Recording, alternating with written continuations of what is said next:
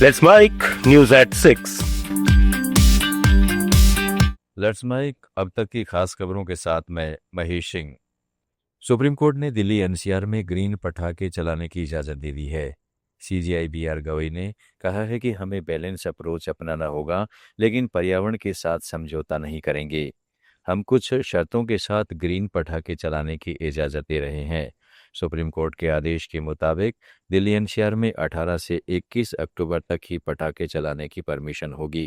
Court ने कहा है कि 20 अक्टूबर को दिवाली के दिन सुबह 6 से 7 बजे तक और रात 8 से 10 बजे तक ग्रीन पटाखे चलाने की इजाज़त होगी। दिल्ली के मुख्यमंत्री रेखा गुप्ता ने सुप्रीम कोर्ट द्वारा दिवाली पर दिल्ली एनसीआर में ग्रीन पटाखे चलाने की अनुमति दिए जाने पर कहा कि दिल्ली सरकार की ओर से सुप्रीम कोर्ट को हमारा अनुरोध स्वीकार करने के लिए धन्यवाद देती हूँ। करोड़ों लोगों की भावनाएं दिवाली से जुड़ी हैं और पटाखों पर प्रतिबंध हटाए बिना यह उत्सव अधूरा होता है। हम पर्यावरण के प्रति सचेत रहेंगे। पर्यावरण का ध्यान रखना और साथ ही अपनी संस्कृति की रक्षा करना हमारी जिम्मेदारी है। मैं माननीय सुप्रीम कोर्ट का दिल्ली सरकार की ओर से बहुत धन्यवाद करती हूँ कि उन्होंने हमारा निवेदन स्वीकार किया। करोड़ों लोगों की भावनाओं से जुड़ा हमारा ये दीपावली का महापर्व शायद इन पटाखों की स्वीकृति के बिना सूना रह जाता, हमारे बच्चे उदास हो जाते, परंतु आज आपने ये स्वीकृति दे करके हमें बहुत ही एक खुशी प्रदान की है और हम पर्यावरण और परंपरा को एक साथ चलाते हुए पूरी तरीके से सजग रहेंगे और पर्यावरण का ध्यान भी रखेंगे। जनता को क्या संदेश देंगी? सच में हमारी जिम्मेवारी है कि अपने पर्यावरण का ध्यान रखते हुए हम परंपराओं को चलाएं। हिमाचल प्रदेश सरकार अब मंदिरों में चढ़ावे का पैसा सरकारी योजनाओं पर खर्च नहीं कर पाएगी।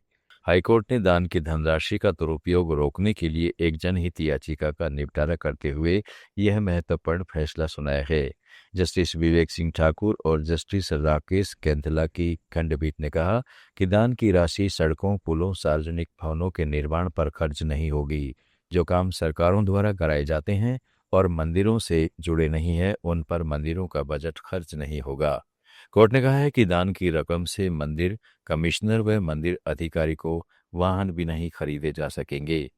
मंदिरों में आने वाले वीआईपी के लिए उपहार खरीदने पर भी कोर्ट ने रोक लगा दी है। हाईकोर्ट के इस फैसले के बाद सरकार अब मनमर्जी से मंदिरों का पैसा खर्च नहीं कर पाएगी। भाषा, कला एवं संस्कृति विभाग के अनुसार इन मंदिरों में 4 अरब से भी ज्यादा की राशि चढ़ावे के रूप में है।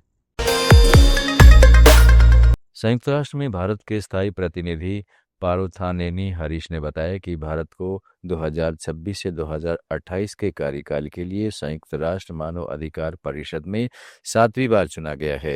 एक्स पर उन्होंने सभी प्रतिनिधिमंडलों को उनके समर्थन के लिए धन्यवाद दिया और कहा कि यह चुनाव मानव अधिकारों और मौलिक स्वतंत्रताओं के प्रति भारत की अटूट प्रतिबद्धता को दर्शाता है।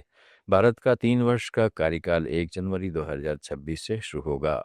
संयुक्त राष्ट्र मानव अधिकार परिषद में 47 सदस्य देश हैं, जिन्हें संयुक्त राष्ट्र महासभा में समान भौगोलिक वितरण नियमों के तहत 3 साल के कार्यकाल के लिए चुना जाता है। भारत 2006 में परिषद के गठन के बाद से लगातार इसका सदस्य रहा है, सिवाय 2011, 2018 और 2025 के। मणिपुर के इम्फाल में सुरक्षा बलों ने 3 सक्रिय उग्रवादियों को गिरफ्तार किया है। ये उग्रवादी वादी क्षेत्र में ईंट भट्टों और स्थानीय निवासियों से उगाही करते थे। ये गिरफ्तारियां इम्फाल वेस्ट, इम्फाल ईस्ट और मोरेह इलाकों में समन्वित अभियान के दौरान हुई हैं। एक आरोपी से मोबाइल फोन और स्कूटर बरामद हुआ है, जबकि दूसरे से मोबाइल फोन जब्त किया गया है। तमिलनाडु के मुख्यमंत्री एम.के. स्टालिन ने प्रधानमंत्री नरेंद्र मोदी को पत्र लिखकर आम के पेय पदार्थों में 18 से 20% पल्प अनिवार्य करने की मांग की है, ताकि पल्प की मांग बढ़े और कीमत गिरने से प्रभावित किसानों की आय सुधरे। आप सुन रहे थे let's mike more than radio. Follow कीजिए हमें हमारे सोशल मीडिया प्लेटफॉर्म्स पर। It's time for news. It's time for More Than Radio. Presenting the first radio news app, Let's Mic. Let's Mic, a news-based app on your phone where you get